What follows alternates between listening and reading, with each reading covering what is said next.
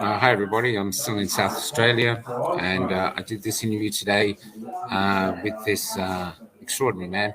His name is Bronte Coup, and prepare yourselves. This is a very powerful, it'll leave you thinking. I'm still in South Australia probably till Monday or maybe Tuesday. If you want to reach out to me, if you want to do an interview, please do so. Till then, enjoy the interview. Until I get my cup of tea. But yes, but the parallels with Nazi Germany. And we are off. Okay. The parallels with Nazi Germany are extraordinary, absolutely extraordinary. I listened to a woman called Vera Sharav, who you probably have heard of. She's just so powerful because she says all this stuff that this is the same. It is the same as in Nazi Germany, and that these evil bastards that are sitting behind this have evil intent in their heart. But for an ordinary person with a decent set of values, they cannot conceive of the fact that there might be people who do have evil intent. I think this is one of the biggest things, because we all grew up in essentially a Christian country, Judeo-Christian heritage. Fairness. I treat you as I expect to be treated. Yeah. And it's a little bit like when you bump into a con artist. Every now and again, you bump into somebody who's just got the gift of the gab, could sell ice to Eskimos and seems like such a great person. And then a little while down the track, you think, hang on, this guy's a shonk. And you can't believe it because he's a nice guy. I mean, we met one of these a few years ago, my wife and I. And the guy was utterly duplicitous. But he was as funny as a fit. He was the most authentic, warm, genuine person you'd ever want to meet. And if he'd have said to us, will you invest $50,000 in this project, we probably would have thought about it. A perfect example is I met Alan Bond. Now, I don't know if Alan Bond is a con man, but everyone was saying he was. But when I met him, you could not like him. There was something about him that was magnetic. Yes. Well, they talk about Bill Clinton as being like that he had a magnetic personality, made you feel like you're the only person in the room. Yeah. While all sorts of things were going on in other rooms, which were not sex. They were just not sex. So do what you said before about the analogy of the two types of people, because that's great. Yes, I came to the conclusion after some months of looking at what was going on and writing to people and talking to people. There's two kinds of people who are involved in this game, this malevolent game. They're both bastards. There's stupid bastards and there's malicious bastards. And it's not always clear which group a person fits into. The vast majority are just stupid bastards. So that's what I was going to say, the vast majority are stupid bastards. They're vast majority stupid bastards. I met some stupid bastards who were Christian principals of Christian schools, who were, without batting an eyelid, happy to kick staff out, healthy, well-able, competent staff, because they didn't want to take a medical procedure, which we now know doesn't work. Doesn't do what it says on the label. And I put it to the guy, I put it to the principal that I was speaking to. I was an advocate for a group of staff, and I went and sat around this big conference table with this principal of a big secondary school, big Lutheran secondary school, and I said, you do realise that what you're saying is that these teachers here, and I pointed to the women in the room, and I said, what you're saying is that these teachers represent a disease risk to your staff and your school. He said, no, I'm not. I said, that is exactly what you're saying. He couldn't see it. He just couldn't see it. He's a stupid bastard.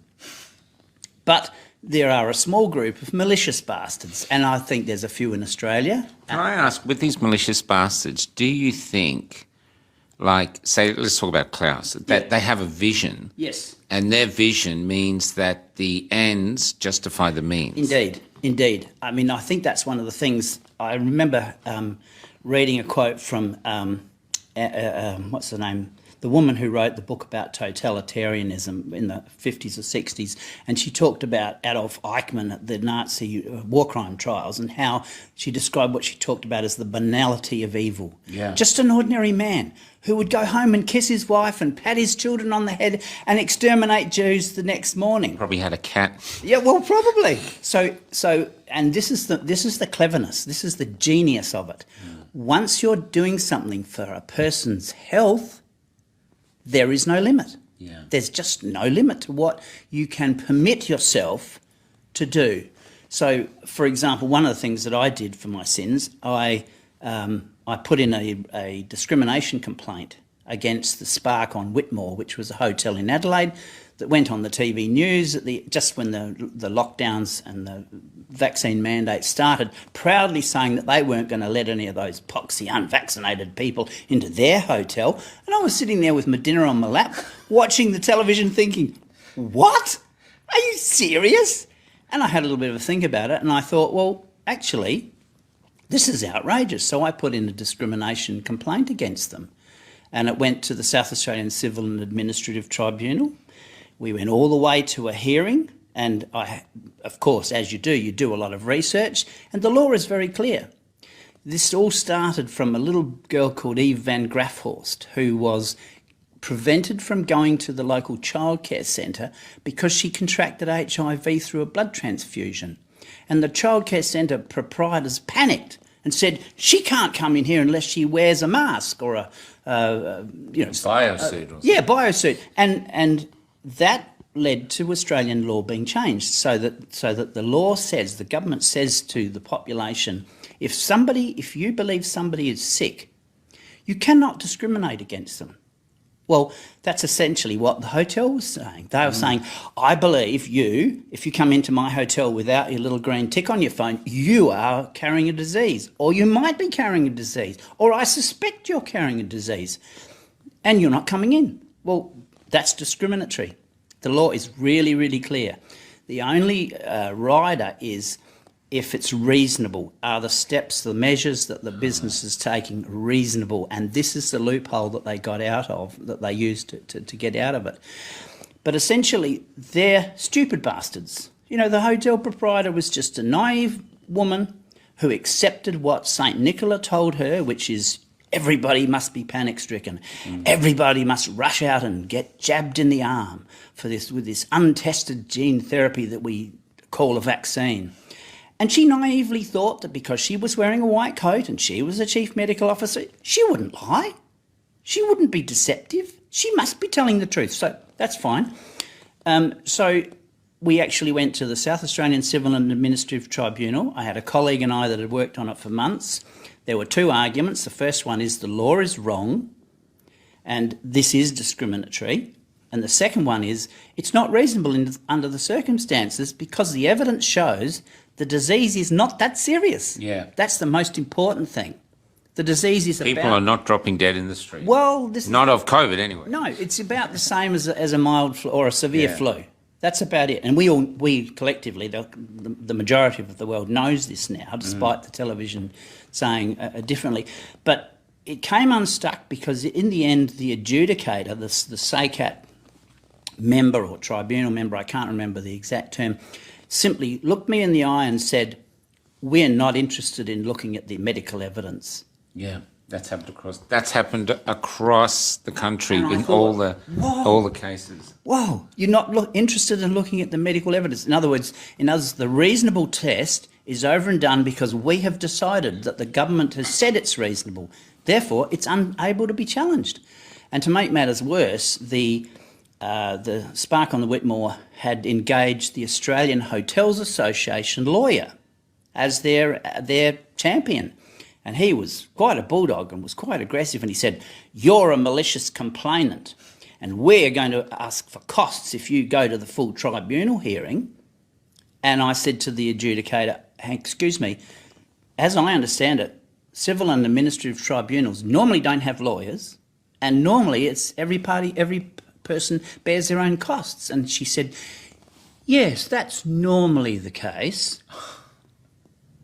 But the door is always open for the presiding member to make a ruling against you regarding costs.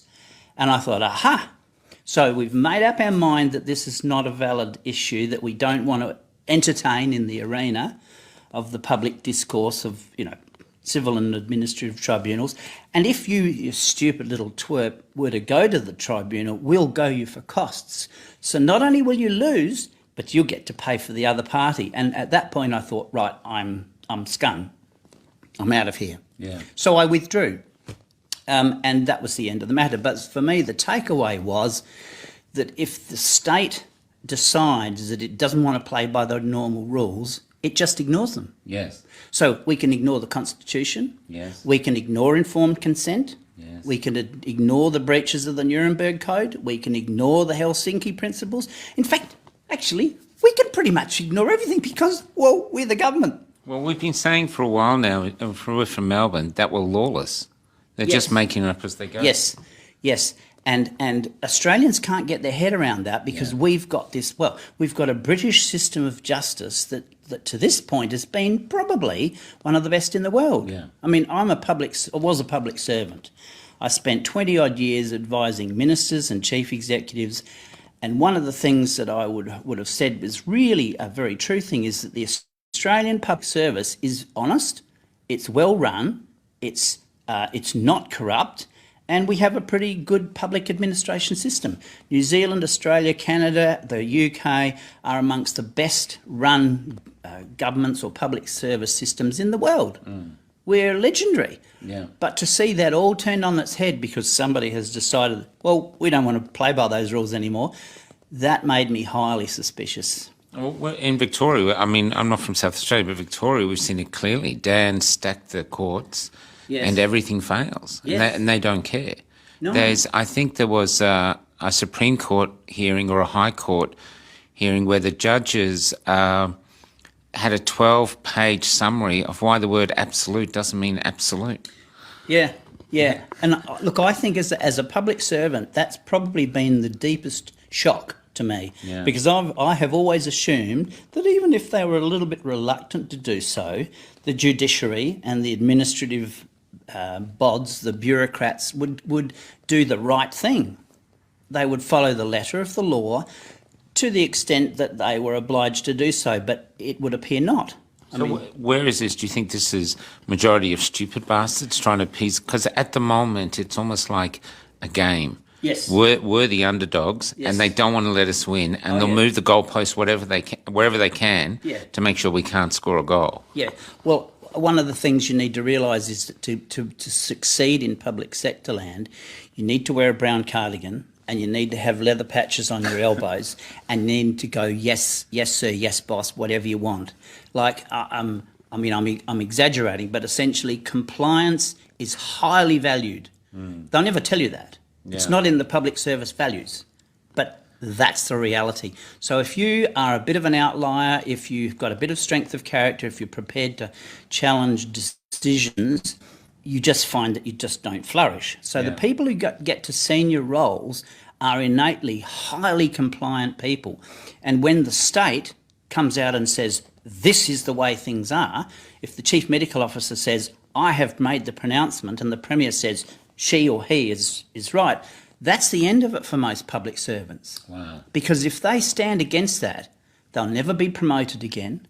They'll possibly be sidelined. They'll be blackballed socially in the world in which they work. So you need a pretty determined, strong personality to be able to... Who have already been weeded out. Yes, normally, yeah. I mean, for me, just as a little aside, I had a bit of a brief inkling of how corrupt public service organisations can be. Some years ago, I was working in the Deputy Chief Executive's office in a large government agency in South Australia. A colleague came into our workspace for a bit of a time out because she'd been subjected to some horrendous workplace bullying. And I got chatting with her and she said to me, look, this went on and he'd be in my face and he'd shout at me on the floor and people had to intervene. I said, excuse me, this is textbook workplace bullying. She said, yes, I know, but they won't listen to me. I said, I'll help you. So I spent many hours and documented a formal complaint with all the evidence, and I thought, this is just so textbook. Nobody could not deal with this. Well, anyway, they didn't want to know about it. The powers that be refused to accept the evidence and the testimony of this 60-page document that I helped this poor bullying victim put together. So I requested an internal review from an independent third party. That didn't work. I then requested an external review They got an independent consultant in who had obviously a little bit of a chat with the executive, who said, now the outcome we want is for, and the consultant went, yeah, got that. So that didn't work. We ended up going to the ombudsman. Because if he finds or she finds against it, she won't get another She'll never gig. get another contract. Yeah. It went to the ombudsman in the end, the state ombudsman, and finally it went to ICAC, the Independent Commission Against Corruption, because the allegation was this is misfeasance in public office. This is public officials not doing the job that they are signed up to do, one of which is to provide safe and healthy working environments. And ICAC finally investigated it and said, yep, it's textbook bullying, but, well, it's a bit late in the piece. 7 years that took. 7 years. And we persevered because we'd put that much effort into it. We wanted to see the thing out. But by the time we did, and we reached the 7-year mark, the person involved had been offered a package and returned to went to another career track, and I was completely cynical and sceptical about public service land, even though I was a public servant. So this is the thing that the average person doesn't realise, that when the state decides to do something, either a good thing or a not so good thing, it is almost impossible to stop them, unless en masse everybody says, no, we're not going to comply. Which is interesting because it's almost like osmosis. Yes. The compliance there spreading out to the community, because I've brought it up that for the last, or all my life really, if you were compliant, you did better in Australia. Yes. In everything. You Yes. got pay rises, Yeah. you moved up. So we've basically been trained to be compliant. We have, yeah. I think this is one of the differences between Australian culture and, for example, American culture. I did my master's in public policy and management at Carnegie Mellon when it had a campus here in Adelaide, and I was exposed to quite a lot of the US academics. And the American exceptionalism that people talk about is really a true thing, and it really does deeply affect the psyche of Americans.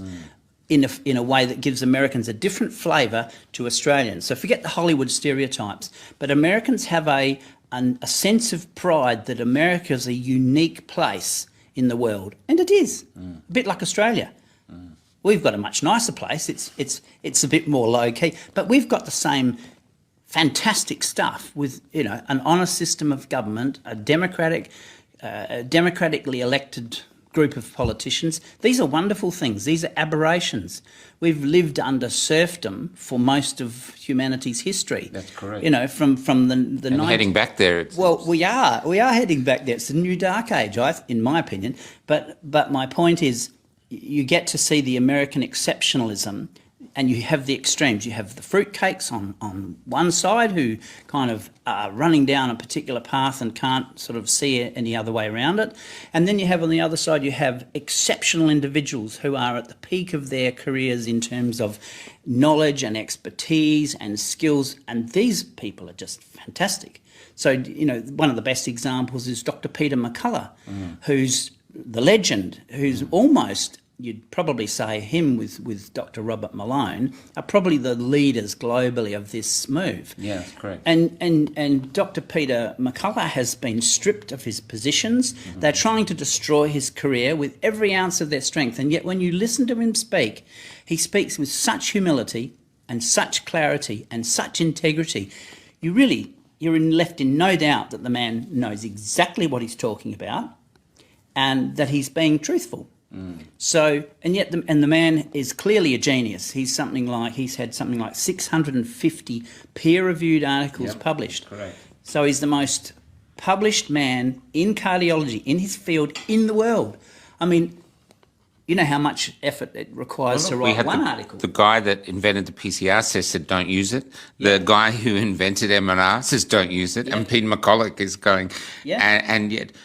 One thing that started early on in the freedom movement, everyone was saying the truth shall set us free.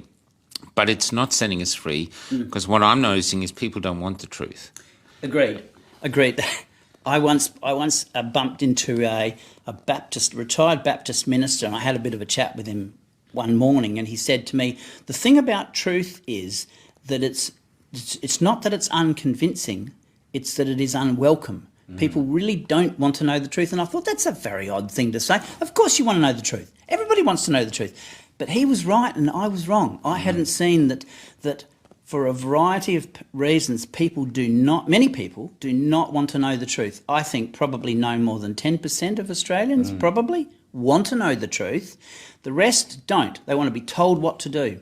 A perfect example of it, I was at a political meeting and the other side was there and some pro-jab nurse was there, and I said, wearing a mask, and I said, Fauci said the masks don't work, and she said he never said that.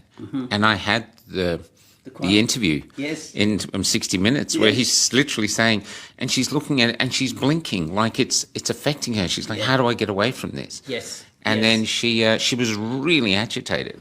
Yeah, I had this experience early on, and I called it cognitive dissonance, and realised that everybody else was suffering from the same thing. It's the tension you find when your eyes see things, your mind absorbs things, and you read evidence, and yet you've got this contradictory propaganda. Essentially, it's the mind's reaction to propaganda. You want to believe the propaganda because it comes from a person with authority. And yet your intellect, your scepticism, your first-hand knowledge says this is propaganda. It's not correct.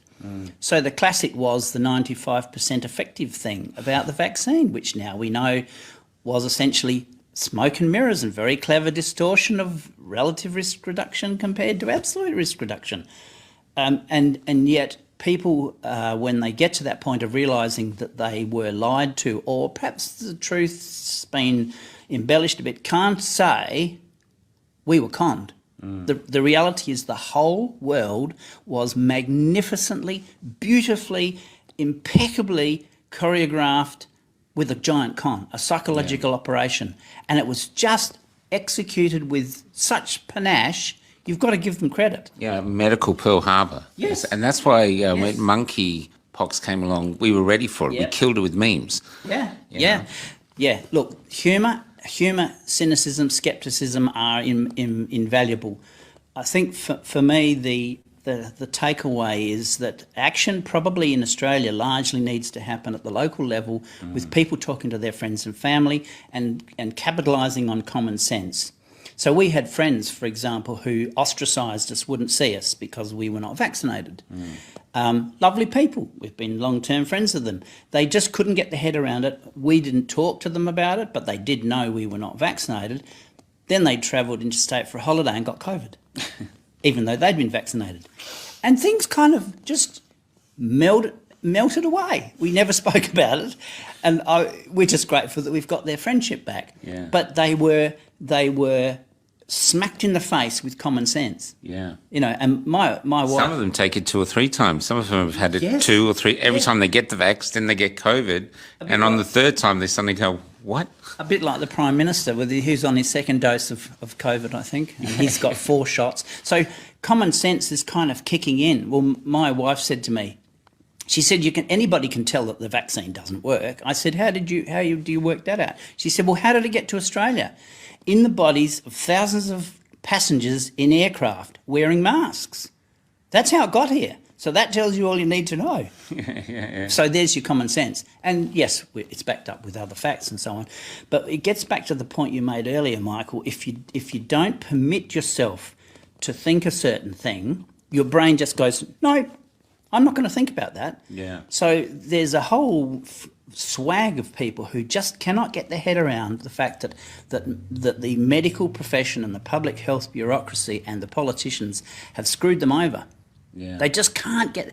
they've been screwed over, like you said. They're stupid bastards through compliance. Yes. They're unable to stand up to their masters, and sort of it's just the stupidity is just... thing. Yeah, it's just, Because I know this we saw a thing yesterday, we poked fun at it 2 days ago, in Reservoir in Melbourne.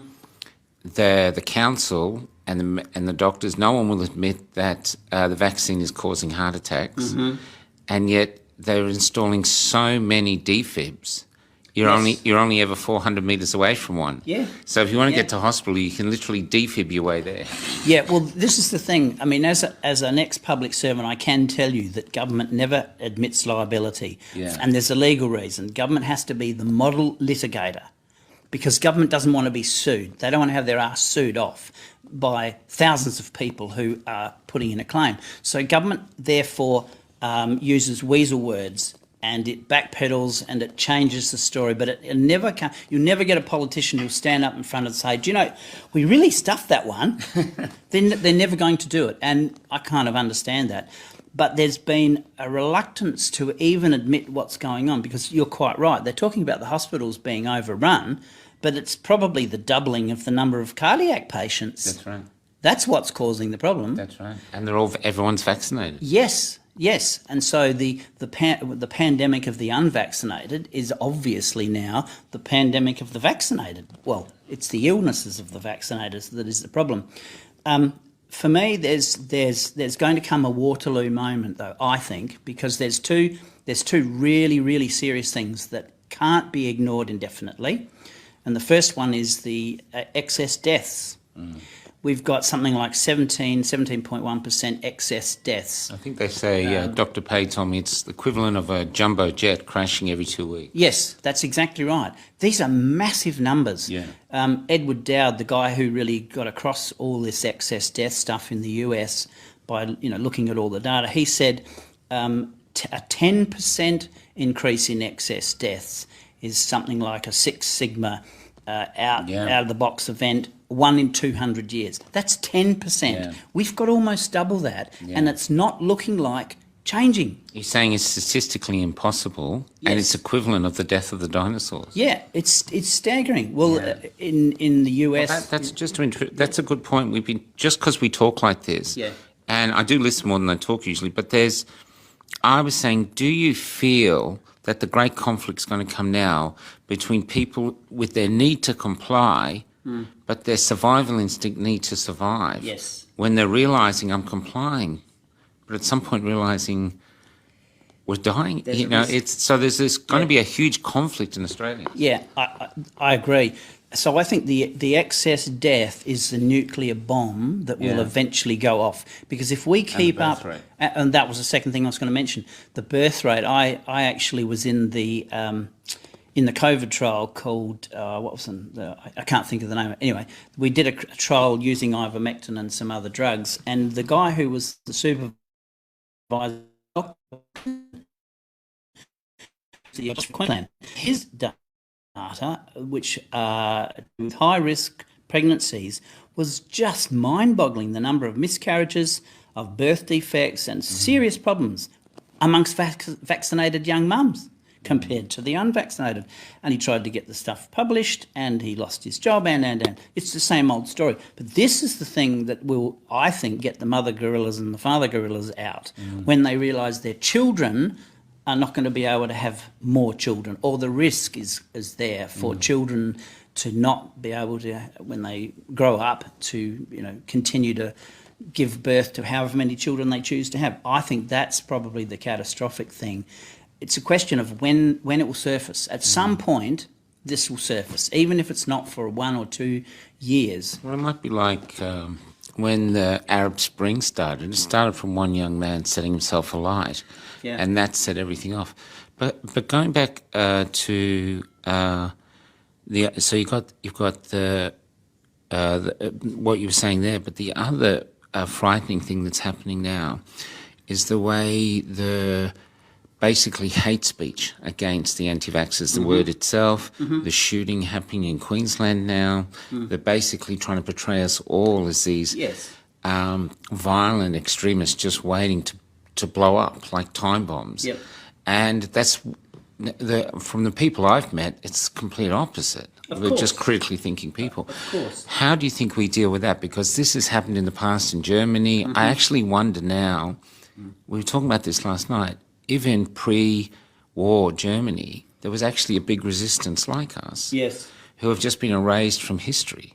And we've never heard from them, maybe one or two, but they actually did have, and they're gone. And so how do you see that unfolding? Okay, I think the thing to remember is that anybody who has a position that's slightly sceptical about the vaccines needs to be very careful and very measured in what they say, and make sure that it is evidence-based and that the claims are not excessive. So probably the best example of somebody who really stuffed it but had things heading in the right direction to begin with was Dr. Brian Ardis, who's a chiropractor. He's the guy who identified the problem with remdesivir being a really dangerous drug, which is now, I think, even in Australian hospitals, but certainly in American hospitals. Run, death is near. Yeah, run, death is near. That's exactly right. Well, he came across all that, and he spilt the beans and promoted the fact that this drug was so dangerous, but it was because they were making very big profits out of it. And I think Fauci even had intellectual property shares in it. He certainly was up to his neck in the trials that they used remdesivir in to do with treating Ebola. So he was one of the good guys. He's a very sharp cookie, but he had this cockamamie idea about snake venom, which got a little bit of airplay for a while until Paul Marrick or one of the frontline COVID care consortium guys just completely blew it out of the water. I was sceptical when I listened to it. So that's a good example where you've got to be careful. You've got to do your homework. If you can't say something with a very high degree of confidence, you ought to be silent. And all these things make us look like idiots. They make you look like idiots, yes, absolutely. But on a personal, individual level, one of the best weapons is to be a credible and authentic person and realise that a percentage of the people you speak to won't want to hear this. They can't. I've got a good friend who said, I trust what my doctor tells me. Okay, I'll leave it there. Yeah. It's not worth going any further because who am I to question his doctor? Well, the other thing too is people build constructs. I mean, basically, we're living on a rock, spinning through a vacuum we don't understand, and people build their own realities. And in his reality, that doctor is the person he goes to for wisdom, medical wisdom. It's the voice of authority. Yeah. You know, for me, one of the aha things over this whole 2 years has been the level of corruption and perversity that exists in the medical health establishment. And this is really brilliantly brought to light by Robert Kennedy's book, The Real Anthony Fauci. And the other one is Peter Bregan's book about the global predators. These are really top-shelf books, eminently well researched, rock-solid references. Essentially, the pharmaceutical industry have gradually, bit by bit, encroached on the medical regulatory world and medical centres and the mainstream media. So they now own them all. They own them all. They own them lock, stock and barrel. Well, the media was... there was two things I wanted to bring up with you from your point of view. I'll start first with the digital ID and the social credit score system, which you're probably following it. And I think it's here in bits already. How do you see that unfolding? Because the bureaucracy will be behind it. Yes, they will be behind it, and a certain percentage of Australians will take it up. Because there's plenty of Australians who just assume that what the television tells them is more or less reasonable. For those people who realise that they largely fed propaganda almost exclusively, they will be a bit sceptical. I think the digital ID is going to worry more people, even people who are pro-vaccine. Digital ID is going to worry more people because although they see the convenience factor, they're going to be a little bit concerned about security. You've got the Optus hack, the Telstra hack. You've got essentially once your identity is encapsulated in a digital environment, somebody can hack it. There's no security. You know, I've got a driver's license. It's a hard copy thing. I keep it. If I lose it, I get another one. It's rock solid. It's untouchable. So I think the digital ID will frighten a few people. I think the central bank digital currencies, which I know they're already starting to roll out in 1 or 2 countries, that will terrify the crap out of people because it doesn't take a rocket scientist to work out that if the government controls your funds through some sort of digital bank, effectively, they can turn it off or control how you use it. And freedom is gone, potentially. And it doesn't matter how many weasel words you pump out to try and reassure everybody that it's convenient and this and that. a lot of people will go, "Well, hang on, that's a bridge too far." Well, it's like walking. They're saying now we're walking into our own digital prison. Yes. You know. Yes. Well, that's exactly what it is. I mean, I remember watching some documentaries about the Chinese social credit system, and that was frightening, the level of control that the communist state has. But this is the world we live in. For the first time, some schmuck sitting on a computer somewhere running an algorithm can stop you from buying something in a shop. Just like they can turn off your vaccine passport. Just because you've shared something they don't like. Precisely, yeah. And I think as time goes by, more and more people are going to be more sceptical about government. They're going to be sceptical about government having their best intentions at heart. I mean, for example, the robo-debt scandal that happened in Australia, that showed that government was completely impassive, completely unmoved by the hardship. And it wasn't until somebody discovered, the system's not actually lawful, that things changed. So there's a little bit more scepticism, I think, that will come on. How do you explain then that say Dan Andrews has now won a greater majority? Now, some people say it was fraudulent. I have people that were what do you call them? Where they're looking at the votes. Poll watchers. But there's all dodgy talk. But the reality is there's a lot of people who adore him and think he saved them. And in WA, they think McGowan is their saviour. Yes, and there's a really easy answer to that, and that is that. And Matthias Desmet, the guy who wrote the mass formation book, which is I bought a copy of it, but I haven't read it yet. I've got so many other books to read. He basically says 10% of people are independent thinkers. 90% want to be told what to do. That's just humanity. And I think he's right. I think that's the thing. Because I don't like to be told what to do and I am an independent thinker and I'm sceptical, I assume, wrongly, that others share that view. Yeah. And that is the only explanation for the Dan Andrews and the Mark McGowan wins. People like a strong leader. They just do. Especially in a dangerous time. Yes. So there's a lot of fear around. And Matthew Guy, he just looked like, I call him the asexual insipid son of Mr. Sheen. Yeah. You know, there was just nothing to believe in. Yes, yes, Mr. Doormat. I mean, Sorry, Matthew. Unfortunately, all the Liberal politicians, mostly in Australia, are pretty much tarred with the same brush. They're people. They're not men and women of principle. They're men and women of politics, and they're two completely different things. Politics is about power. Principle is about doing the right thing. And until you get Peter Dutton and more of the Liberals saying to the camera, what I'm going to say to you might not be palatable, but it's true. I mean, that's the reason John Howard was successful for the number of years that he was successful. I mean, as a young person, I used to poo-poo him. Little Johnny. Yeah, we all little Johnny, I used to take the piss out of him. But we still all voted for him. But yeah. Well, I didn't, but lots did. Lots did, exactly. And it's not until sometime years gone by you look back at these leaders. But this is where we've come unstuck in Australia politically. We haven't had enough of a challenge to bring out of the woodwork political people with real depth of character. Dutton may potentially have that, but this is why Dan won, because he's strong. He's strong and he's definite. And yet his credit card is so maxed out. The debt is in Victoria is twice the size of, or is the size of New South Wales and Queensland and Tassie combined. I read the other day. This is frightening. And yet nobody seems to be concerned about that. No one. And it's the old make decisions with your heart, not with your head. If you can make an emotional appeal with a little teeny sound bite and sound like a strong person, you can sell ice to Eskimos. It's not that hard. And McGowan did the same and destroyed the opposition. I think they're down to 2. Yeah. So that tells you all you want to know over about.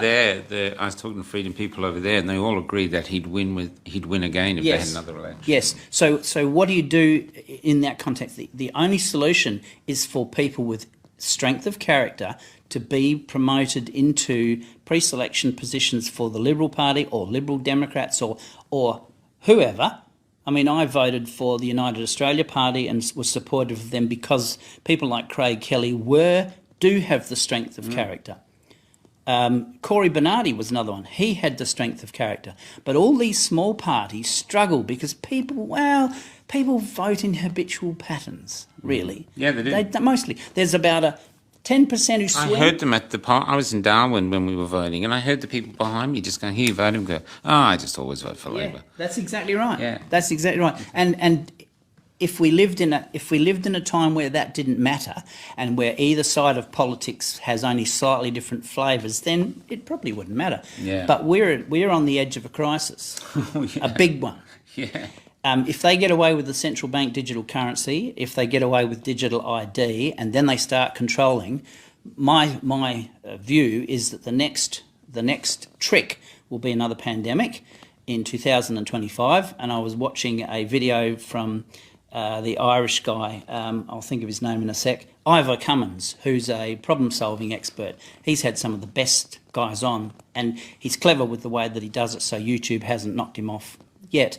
And he was broadcasting videos of a scenario of the next pandemic in 2025, which will adversely affect kids. Isn't that funny? A pandemic, This is already happening. I interviewed someone from New Mexico, and their hospitals are full with kids affected by some new virus, respiratory virus. Yeah, well... And they're all talking about it, and they're all wearing masks and... And then we get back to the whole question of where did COVID come from? Yeah. Was it a lab leak? Yeah. Well, yes, it was. Some little Chinaman sticking sticks up a batter. Well, this is the trouble. Saying there, I wish I could destroy the world.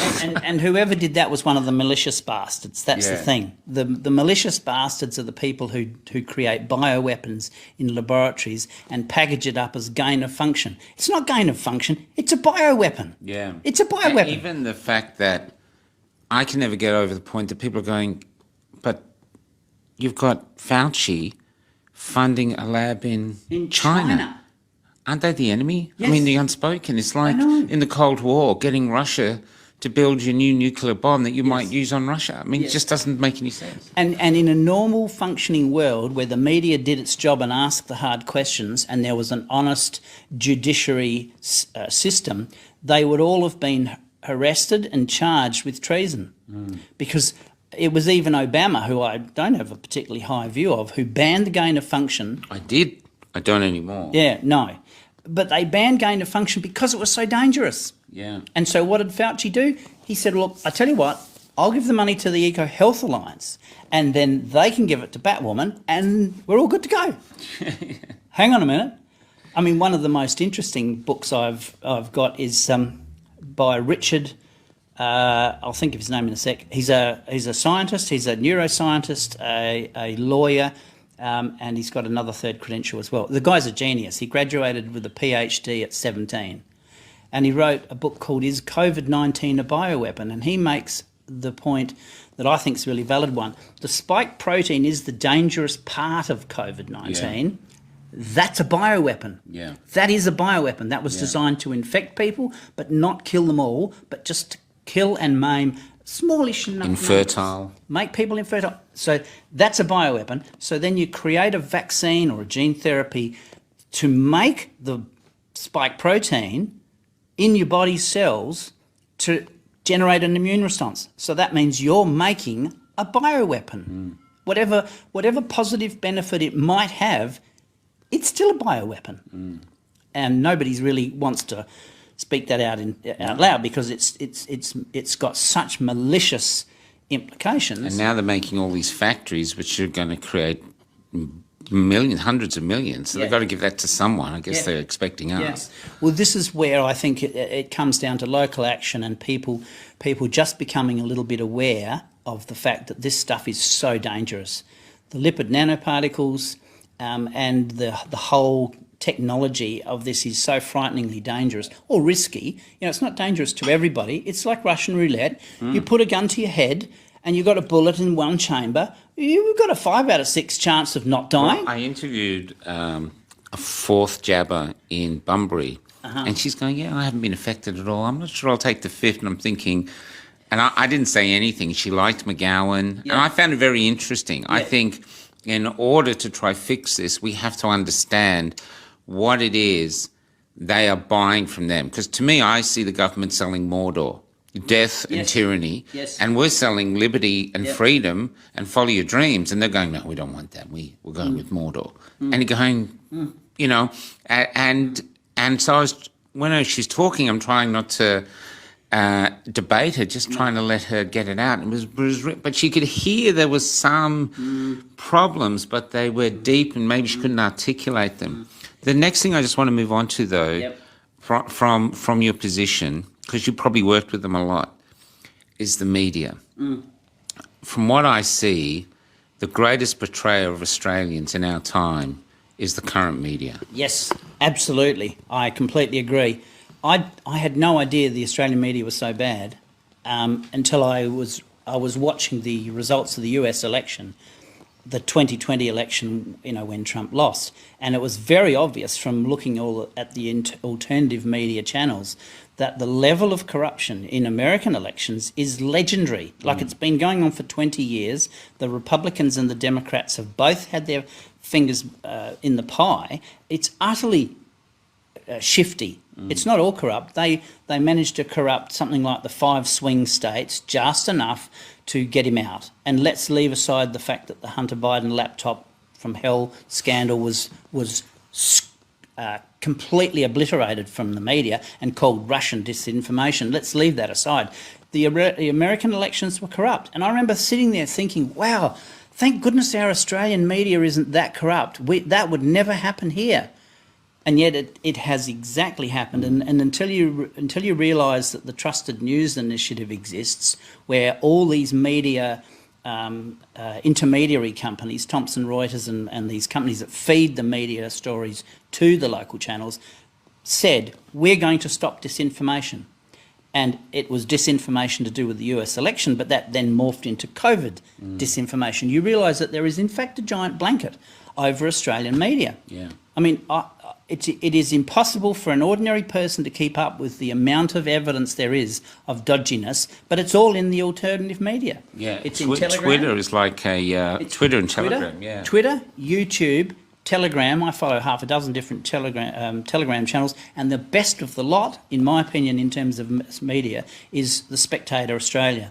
The Spectator Australia has been resolutely banging the drum, and they use top quality international calibre experts as well as investigative journalists. They've been banging the drum for 2.5 years, and everything they've said has been accurate and spot on. But the Australian media as a whole has vacated the space. And this is the power. If the media doesn't want to talk about something, it effectively ceases to exist. So if Channel 9 tonight went on, if there was an announcement on Channel 9 that said the ABS has just released the latest data that is shocking, 17.1% of excess mortality has occurred in the last 12 months. This is a catastrophe. And then they got some epidemiologist on to say, this is unprecedented. We have no idea what it is, and we're frightened as all get out, and we've got a SWAT team from the Department of Health looking into what it is. Everybody have gone, well, what is it? What is it? And then night after night, you could have follow-up stories.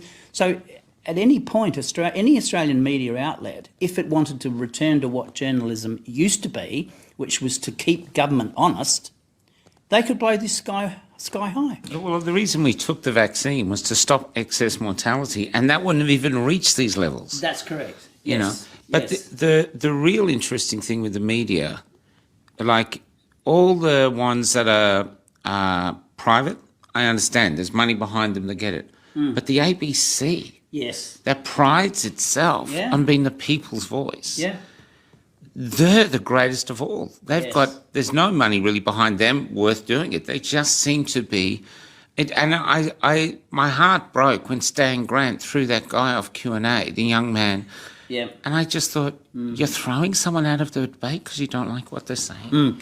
Yes, that is extraordinary. When you consider that the bar to which the ABC is supposed to rise is much higher than a commercial channel. That's correct. They're supposed to be impartial. They're supposed to act in the national interest. So, yeah, I agree. In terms of a moral lapse, the ABC is right up there.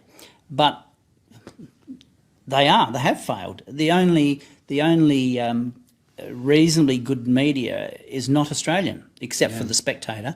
GB News, which you do get on YouTube, is outstanding with Mark Stein, who's a good author, and they have a few others. But you've got to go looking. The average Australian doesn't know this form of media even exists. They read the Advertiser, the Sunday Mail, the Australian, the Melbourne Age. They watch Sky. They might get a little bit of a hint on Sky that things are not good, but the average Australian is essentially anaesthetised. That's the role, for me, that's the role of the media, to anaesthetise Australians and go, do you know what? The race was good.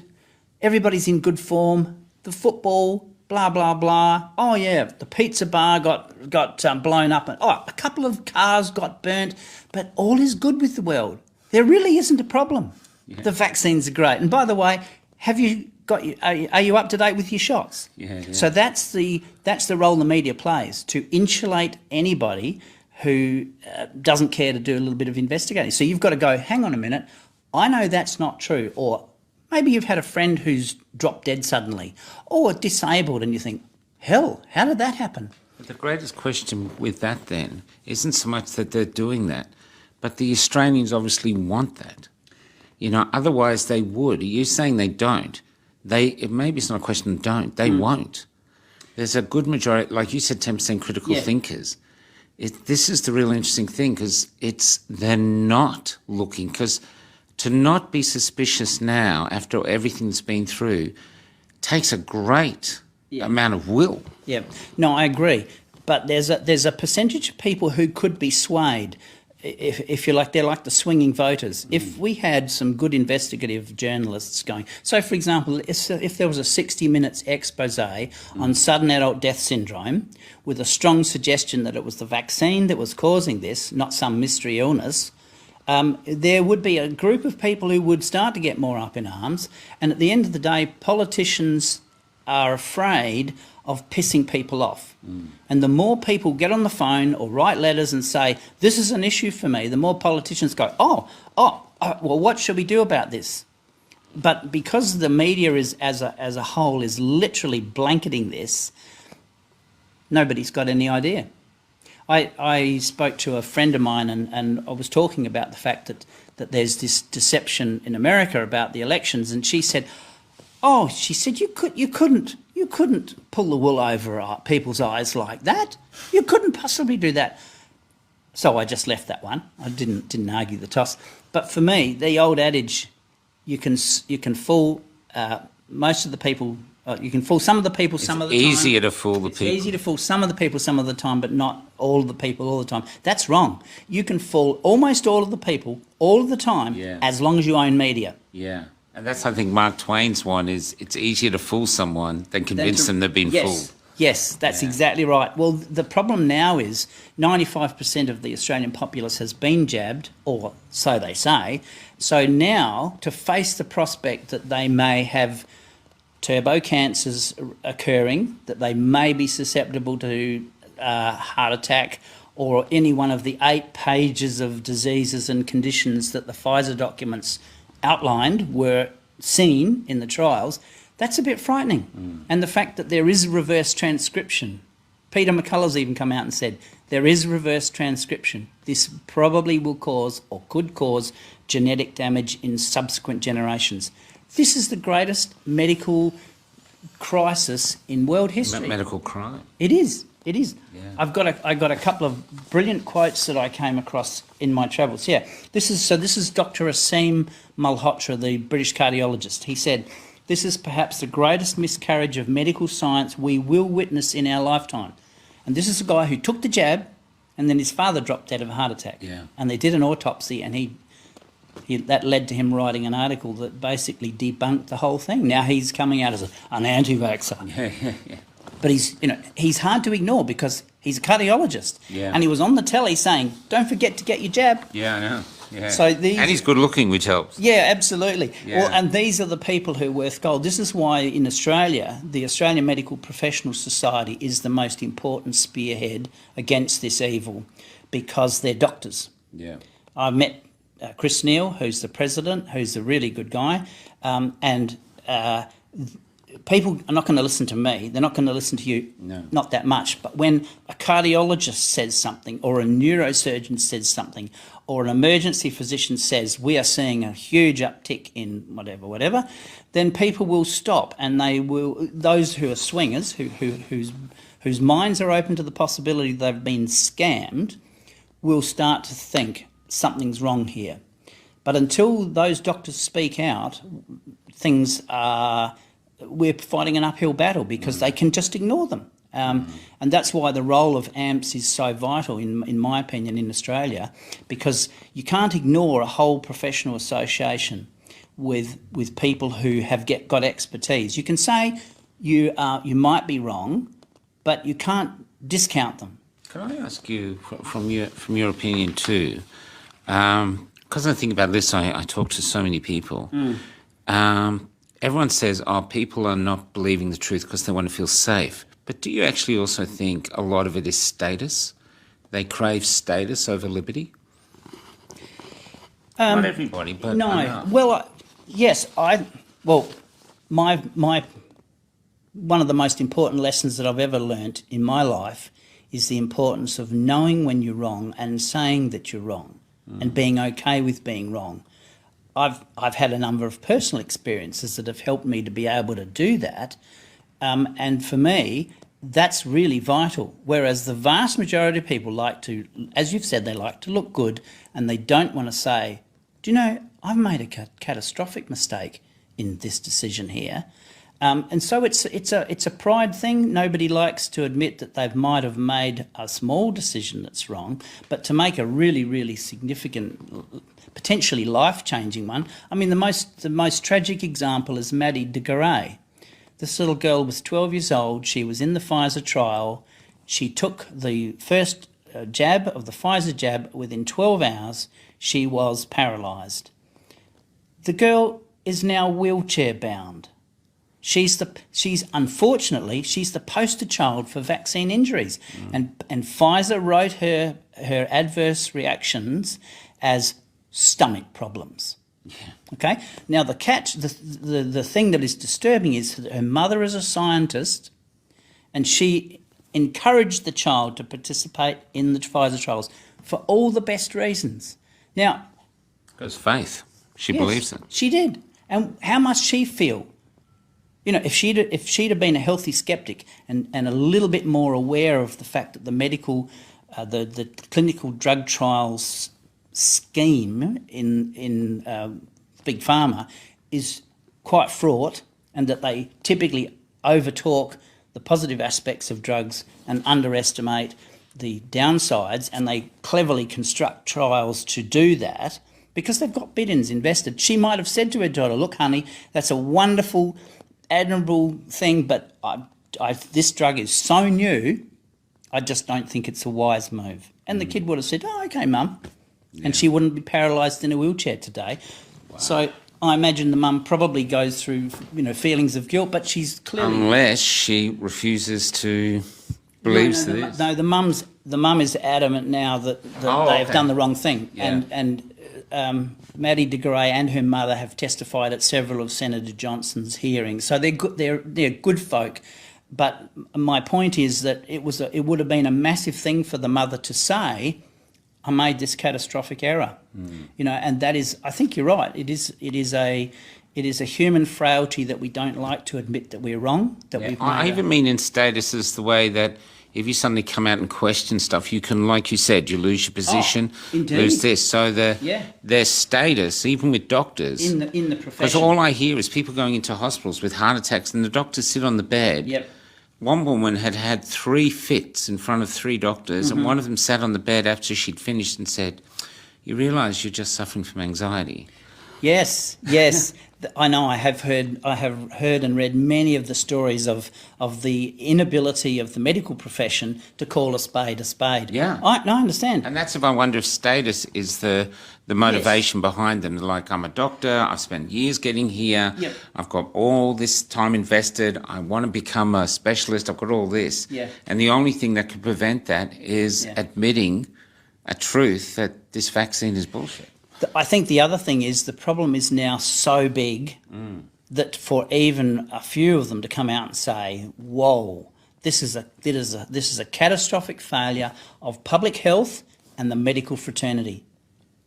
For anybody to come out and say that, they virtually know they're putting a target on their back, and they will lose their status. Yeah. That's absolutely true. This is why I worked with some of the COVID Medical Network people, and I drafted or helped to draft one of the letters that the COVID Medical Network sent to the Prime Minister to outline the risks from the child vaccines and to call for a halt.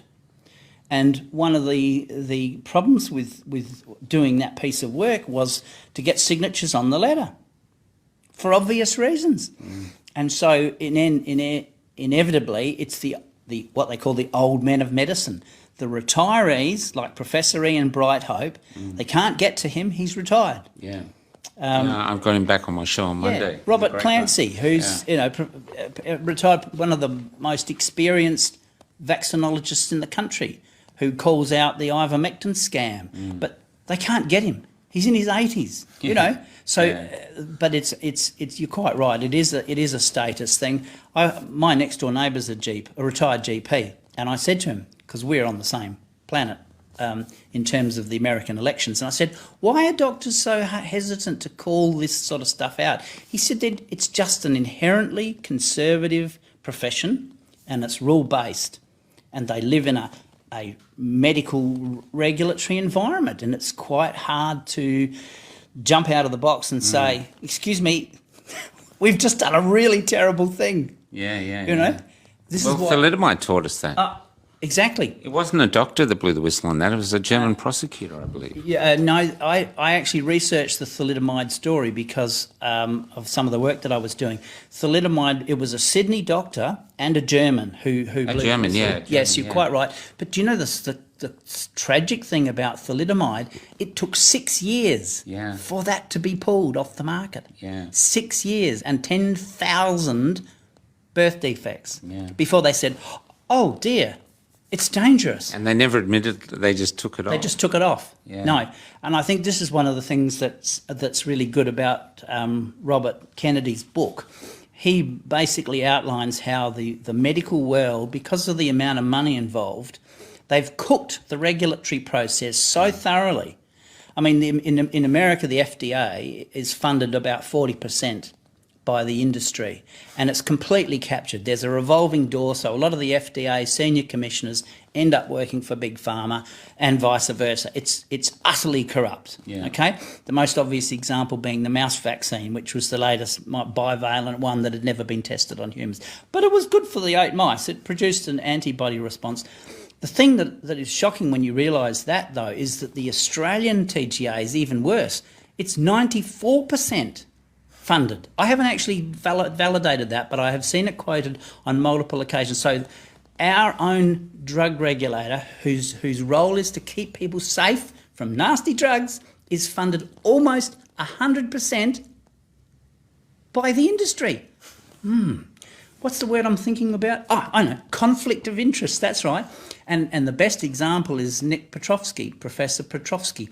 He got smacked and fined $12,000 for breaching the regulations because he mentioned the name of his vaccine, and they said if you don't take notice of this smack, we could fine you, I can't remember what it was, something like 30 million.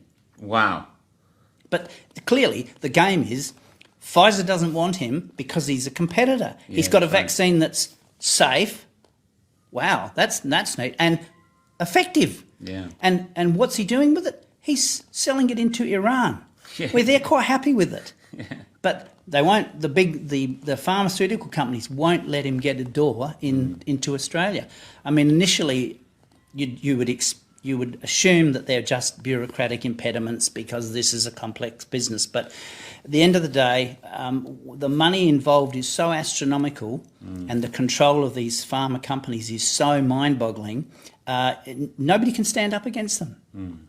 I mean, the guy who was just appointed to the TGA as their drug safety person is a former Merck senior executive.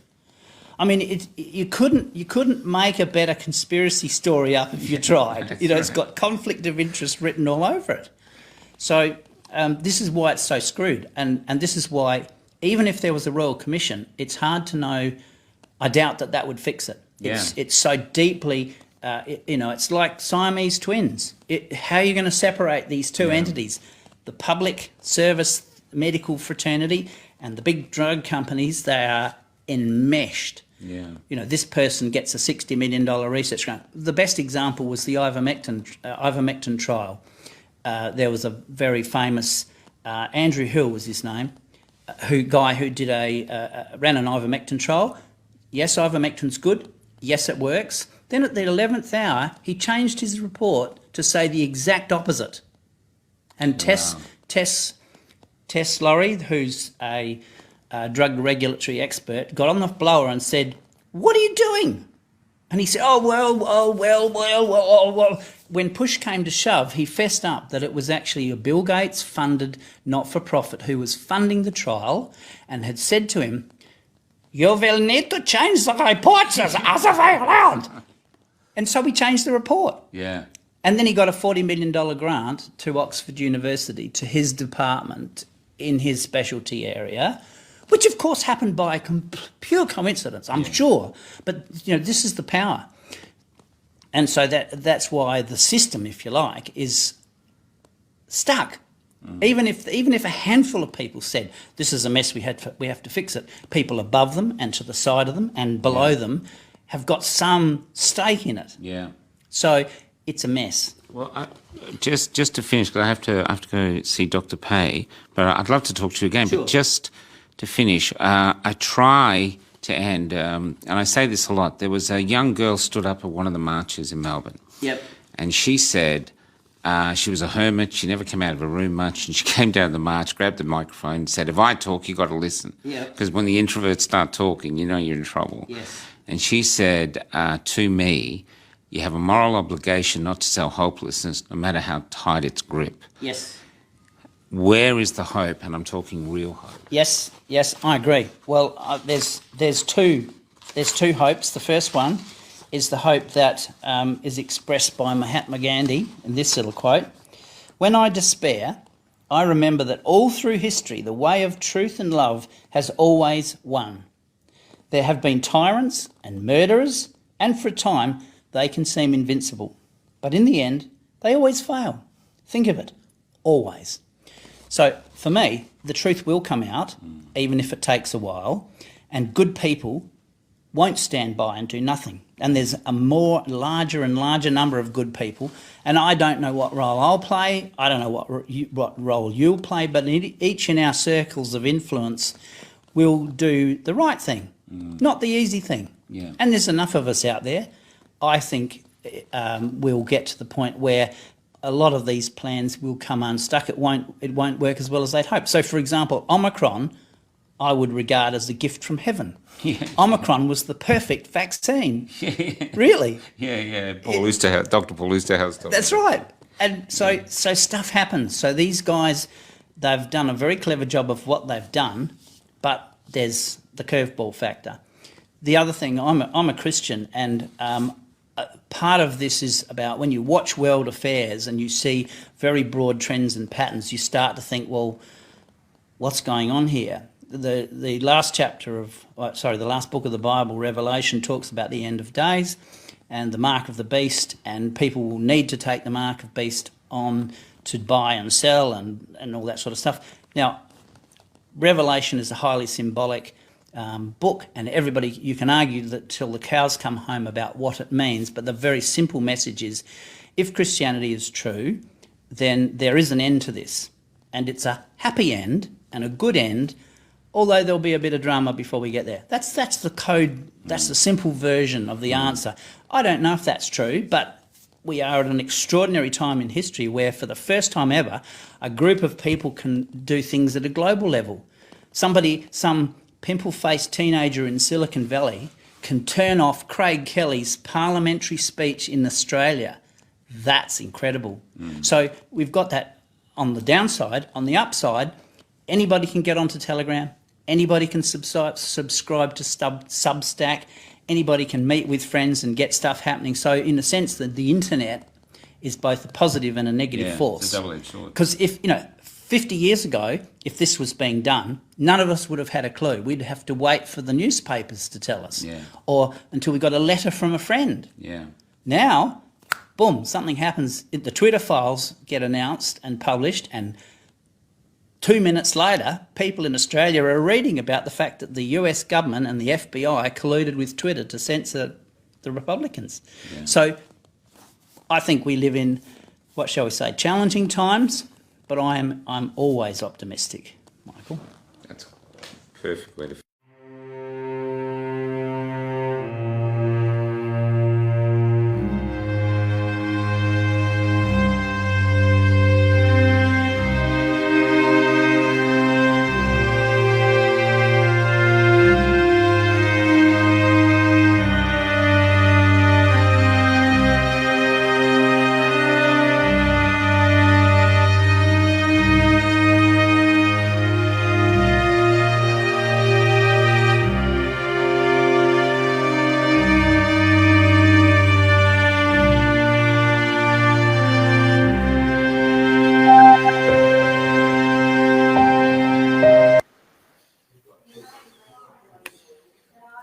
That cut off a bit suddenly. I'm sorry about that. So I'm still in South Australia. Hopefully tomorrow I meet Senator Antic. There's a lot of stuff happening at the moment. We need to stay together. The more we're together, the better chance we have. We do have God on our side, but we also need each other on our side. It's time to put all the infighting behind us, all the scandals behind us, and stand together. Because I do believe that they're using what happened in Queensland as a reason to come and maybe root us out. I know Dutton is asking for anyone to dob in family and friends who they think is a conspiracy theorist. We've also told here in South Australia, there's a letter going around to the lawyers that they're not allowed to work pro bono and they're not allowed to go against the police narrative in a case. We're going to find out about that, see if it's true. I'm going to keep doing interviews, but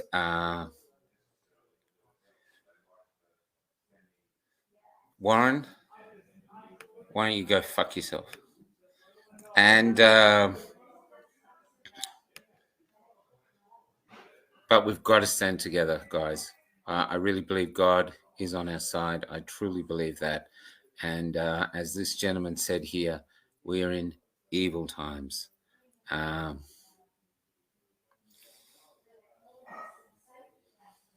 bless to us all, and good luck.